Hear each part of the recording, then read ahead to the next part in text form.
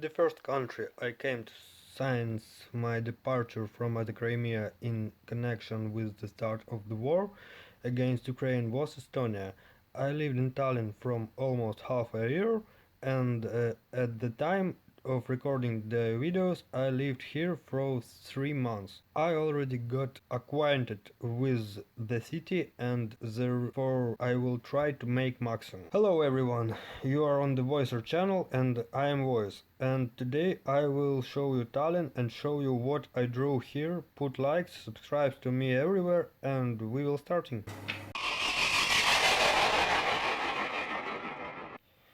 I would like to start from the old town, in which I lived for 2 months and in a hostel and draw this decision. I lived near the Viru gate, so I will start from here. Immediately from Viru I went to the central square of the old town to the town hall. In general, all the central squares of European cities are monotonous, but if you look closely you can find a difference. For example, the slope on which the town hall stands, as well as a building itself, which is not pretentious and brutal unlike other cities, but otherwise everything is the same as everything else, cafes, Asian tourists and other central entertainments. So we don't stay here for a long time and head to the Niguliste's cathedral. Niguliste is a temple and museum which was under reconstruction during filming and was furnished with scaffolding. Further from it we go to Freedom Square, which in Estonian is called Vabaduse. From the main square of the city we go up to the Alexander Nevsky Cathedral, the main Orthodox cathedral in Estonia. I know then this is the first old town in the Europe in which I saw an Orthodox church, and the reason for this is that a lot of Russians live in Estonia. According to Wikipedia, this is 30% of the country population.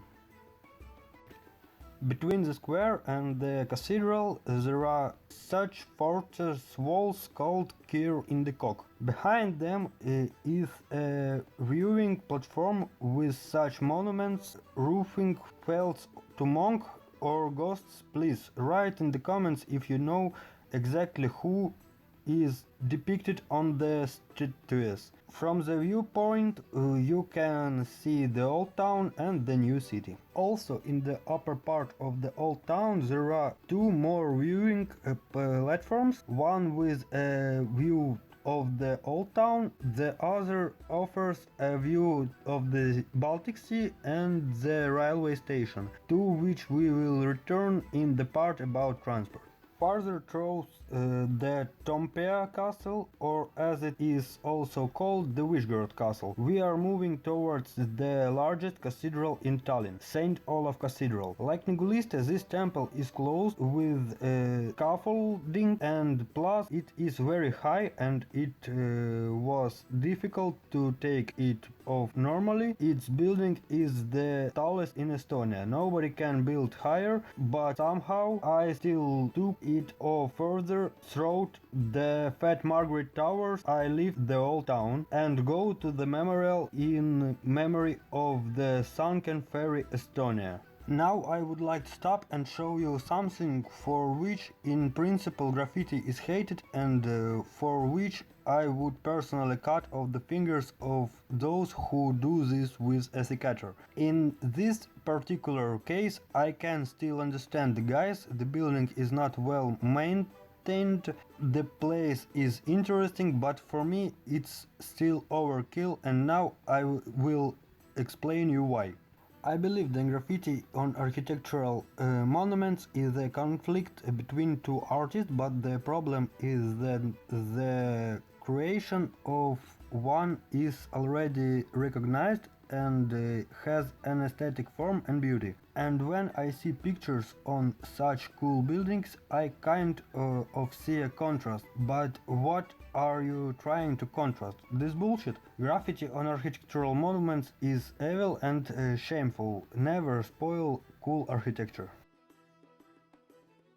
I will also separately tell about this building. This is the Russian embassy in Estonia, and this action has been here since February 24th. At the time of recording the video, there was about 41,000 Ukrainian refugees in Estonia, and also on the 24th of February in Estonia there was the largest rally since independence in the half a million Tallinn. 30,000 people come to the rally. Estonia strongly supports Ukraine. Among other things, there are many symbols of Ukraine, and as a sign of solidarity, there are many flags, and one of the tower of the new city light up yellow-blue at night. In the meantime, this is an occasion to tell a little about the new city. In front of the entrance to the city center from the side of the bus station, we are met by a small high-tech ensemble that can remind you of any downtowns in America or anyone else. Visually it looks very nice, but disposable and monotonous. And here it would be possible to finish with the city center, but it's not all the city center. Aigna is an island 8 kilometers from Tallinn, which is officially considered the center of the city, a sort of central park. There are several residential buildings on the island, since according to Wikipedia 25 people living here, as well as many dilapidated and abandoned artillery installations.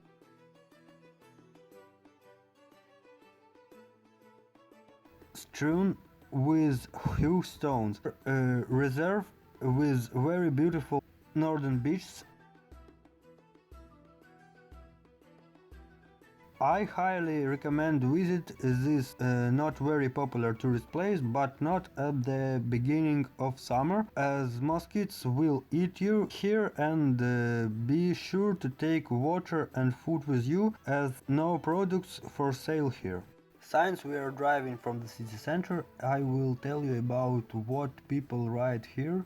Namely, I will tell you about public transport, and I will start with the railway.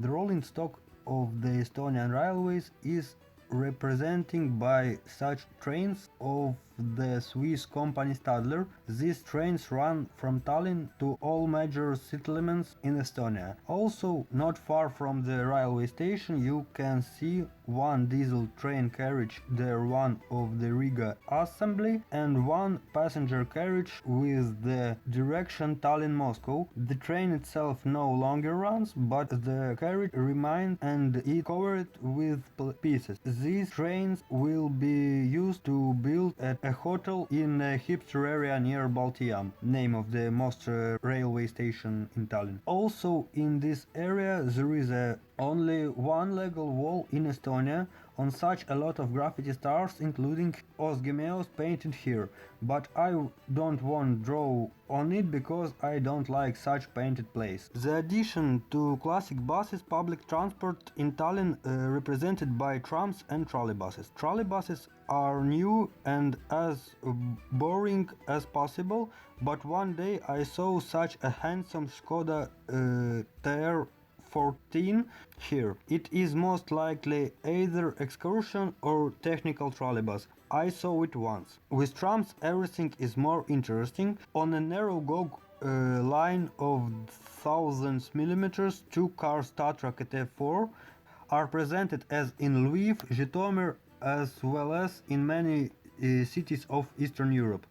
There are three cars KT4 with which I saw only in Tallinn, as well as such low-floor rockets of the Spanish company CAF and blue retro trams. Each tram has its own name in honor of one of the greatest figures of Estonia, and on blue trams you can read their short biography. By tram we can get to the Kadriorg Park, one of the main parks in the city, which among other things houses an art museum and the president house. From here we go to the embankment to the monument to the mermaid. For a long time I could not understand why it is called a mermaid, because there is sculpture of an angel on it, but after reading what is written on it I found out the ship that drawing was called a mermaid, and the angel was installed in memory of the dead. Opposite this concrete thing on which my piece was buffed are two interesting objects. The first of them is Mariame Castle. There is a museum of Estonian cinema nearby, but this is not the most interesting thing there. In the backyard of the castle there are monuments that were erected here during the occupation of the Baltic countries by the Soviet Union. There is a whole field with monuments to all Lenin, Tallinn and other communistic beaches. Further, there is a memorial to the victim of the occupation of Estonia. The monument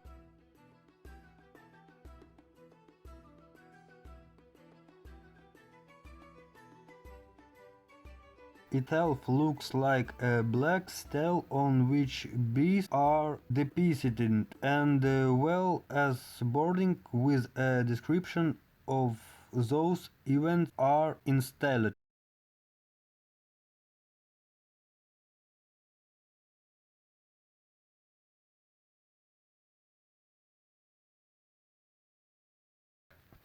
The last attraction that I would like to show you is located in the coastal region of Pirita.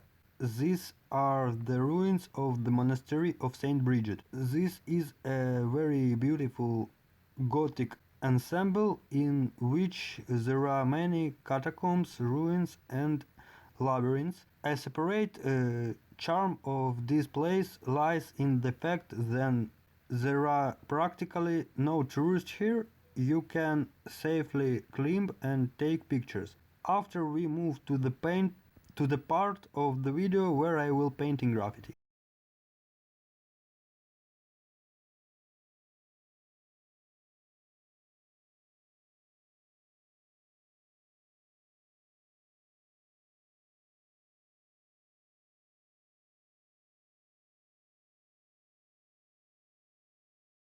And so, in the winter jacket, shorts and slants, I will now draw, because I don't want to stain clean clothes.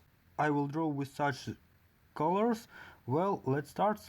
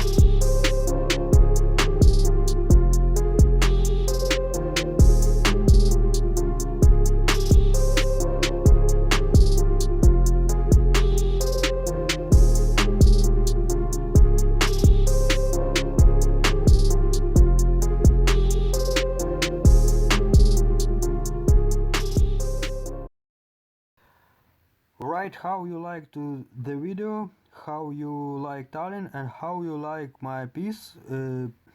Put likes, subscribe to the channel, and in the future will be more.